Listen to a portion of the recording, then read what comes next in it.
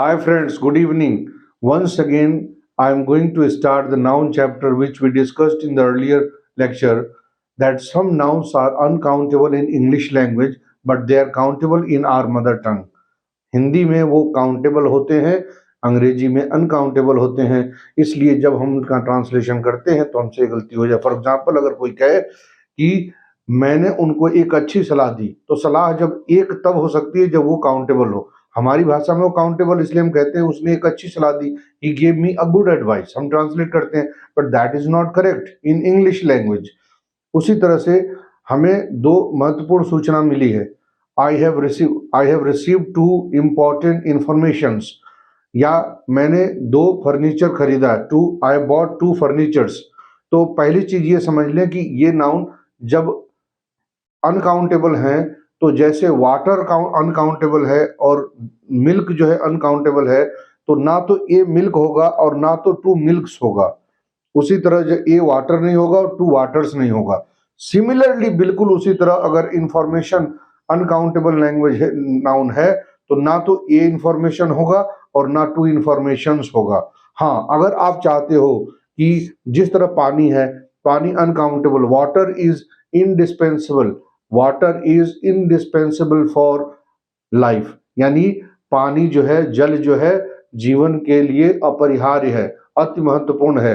तो water is होता है, लेकिन उसी पानी को आप बोतल में भर देंगे तो टू बॉटल्स आर रिक्वायर्ड, तो वहां पर क्या हो जाएगा, वो प्लूरल हो जाएगा। उसी तरह से दूध को आप गिलास में भर दीजिए, पेट्रोल को आप गैलन में डाल दीजिए, लीटर में नाप लीजिए, तो वो काउंटेबल हो जाएगा। लेकिन ऐसे वो अनकाउंटेबल होते हैं, इसलिए इनके साथ हमेशा सिंगुलर वर्ब लगता है, और इन्हें एस ए और एन लगा के इसके आगे और नंबर लगा के इन्हें हम सिंगुलर प्लूरल नहीं बना सकते हैं। अगर हमें सिंगुलर प्लूरल बनाना है तो सिर्फ एक ही रास्ता है, इनके आगे हम लगा दें a piece of, two pieces of, three pieces of, four pieces of, several pieces of, some pieces of, ये लगा करके इन्हें हम ए पीस ऑफ लगाएंगे, सिंगुलर हो जाएगा। टू पीसेज ऑफ लगाएंगे, प्लूरल हो जाएगा। लेकिन इनमें कभी फर्नीचर्स नहीं होगा, ज्वेलरीज नहीं होगा, एडवाइस नहीं होगा। हमने लिख दिया यहाँ पे एन आइटम ऑफ फर्नीचर हो जाएगा, a bit of, a piece of, ये हो सकता है। लेकिन दूसरा चीज है कि कुछ नाउन ऐसे होते हैं जो सिंगुलर में कुछ दूसरा उनका अर्थ होता है और प्लूरल में उनका अर्थ बदल जाता है। जैसे आर्म, तो आर्म जो है क्या है, अगर हम कहें रेज योर आर्म, तो रेज योर आर्म ये हो गया। लेकिन हम कहें रेज योर बोथ आर्म्स, तो दोनों हाथ हो गए। तो यहां पर ये सिंगुलर और प्लूरल हो गया, तो आर्म का आर्म्स हो गया। लेकिन ये ध्यान रखना कि अगर सिर्फ आर्म्स का प्रयोग करेंगे तो कॉन्टेक्स्ट के हिसाब से आपको समझना पड़ेगा कि इसका अर्थ होता है हथियार।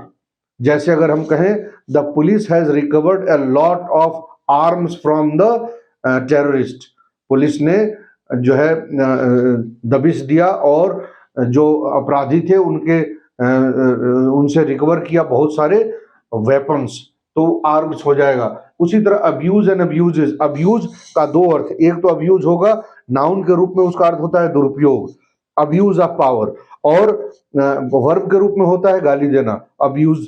और नाउन के रूप में जब अब्यूजेस कहेंगे तो हो जाएगा कुरीतियां, बुराइयां, जैसे सामाजिक बुराइयां, सोशल इविल्स, तो उसके उस रूप में यूज करेंगे तो आप कहोगे even after 75 years of independence we are still confronted and infested with several social evils and abuses।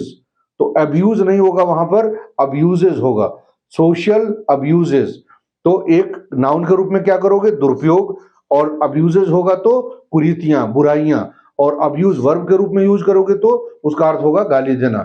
तो he abuses, ठीक है, he abuses his power, तो एक हो गया वहां वर्ब, और एक होगा he abuses his power, and एक होगा he abuses everyone even his friends।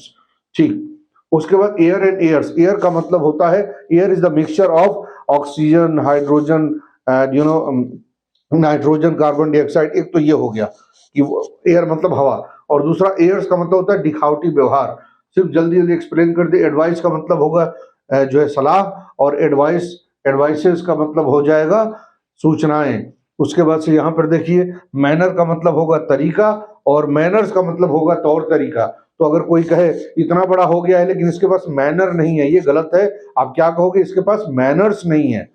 उसी तरह देखिए मीन और मीन्स, मीन का कई चीज में अर्थ हो सकता है। आप कहोगे ही सो मीन, बहुत तुच्छ आदमी है, तो उसमें एडजेक्टिव हो जाएगा, तो mean, meaner, meanest, he is the meanest, उन तीनों में सबसे नीच ये है। उसी तरह मीन कहोगे तो आप कहोगे ही सो मीन मीन्स पार्सिमोनियस, बहुत माइजर भी है, कंजूस भी हो सकता है। और मीन का अर्थ जब वर्ब के रूप में आप use, I don't mean that, I never meant that, मेरा मतलब कभी नहीं था, इंटेंशन कभी नहीं था, तो अर्थ अलग हो जाएगा वर्ब के रूप में। वुड का मतलब होगा लकड़ी, वुड्स का मतलब होगा जंगल। Where is your friend, he has gone to the woods, तो ये मत सोचना है कि लकड़ी में चला गया है, उसका अर्थ हुआ वो जंगल चला गया है। सिर्फ एस लगा दिया आपने और हो गया जंगल, और यहाँ वुड का मतलब होगा लकड़ी। उसी तरह फोर्स का मतलब होता है बल, अप्लाई फोर्स यानी बल का इस्तेमाल करें, और फोर्सेज मतलब हो जाएगा आर्म्ड फोर्सेज यानी सेनाएं, आर्मी। तो फोर्सेज हैज बीन डिप्लॉयड यानी फोर्सेस को डिप्लॉय कर दिया गया है जहां पर ट्रबल एरिया है। उसी तरह पेन का मतलब होता है शारीरिक तकलीफ, पेन्स का मतलब होता है यातनाएं, मानसिक तकलीफ। तो कंटेंट का मतलब होता है, कंटेंट एक होगा कि एडजेक्टिव के रूप में, are you content with study, क्या आप अपने स्टडी से संतुष्ट हो, यस आई एम कंटेंट, एक तो ये होगा। और दूसरा नाउन होगा कंटेंट, तो कंटेंट का मतलब कि आपके दिमाग का ये वाला कंटेंट बहुत अच्छा है, यानी यह वाला मैटर। और कंटेंट्स का मतलब हो जाएगा विषय वस्तु। आप जब अपनी बुक खोलेंगे तो सबसे पहले आप देखिएगा विषय वस्तु लिखा होगा, विषय सूची, यानी कि this book is very good but all contents are not very good, एक ये होगा। आयरन का मतलब होता है लोहा, और आयरन का मतलब होता है फेटर्स, हथकड़ी, यानी the culprit was put in irons, ना कि आयरन, आयरन्स मतलब हथकड़ी लगा दी गई उसे, जंजीर लगा दी गई। गुड का मतलब होगा, गुड नाउन भी होगा, देखिए it will not do any good to you, इससे आपका कोई फायदा नहीं होगा। एंड गुड्स मतलब हो जाएगा सामान, the goods has been delivered to the person. So guys summarise मैं कर रहा हूं, और ये कह के कि जो नाउन आप ध्यान से देख लेना कि अंग्रेजी भाषा में अनकाउंटेबल होता है तो उसके आगे ए एन लगा के सिंगुलर मत बनाओ, उसके पीछे एस एस लगा करके प्लूरल मत बनाओ, उसके साथ जो है प्लूरल अगर बनाना है तो पीसेज और अपीस लगा करके सिंगुलर प्लूरल कर लो। और ये जो नाउन है इनका एक अर्थ सिंगुलर में कुछ और होगा, प्लूरल में कुछ और होगा। बहुत जगह पे हम गलती कर देते हैं कि जैसे कि कहते हैं कि कस्टम एंड कस्टम्स, अभी ये एग्जॉस्टिव लिस्ट नहीं है। तो he has cut his finger, he is crying in pain, pain वहां पर पेन्स मत बोल देना। एंड वी, जब आप सफल हो जाओगे तो आप कहोगे the success were not so easy, I had to go through a lot of pains, बहुत तकलीफें सही हैं तब जाकर के। तो पेन्स का मतलब तकलीफें हो जाएगा, पेन मतलब हो जाएगा शारीरिक तकलीफ। तो आज के लिए इतना ही, thank you very much for watching.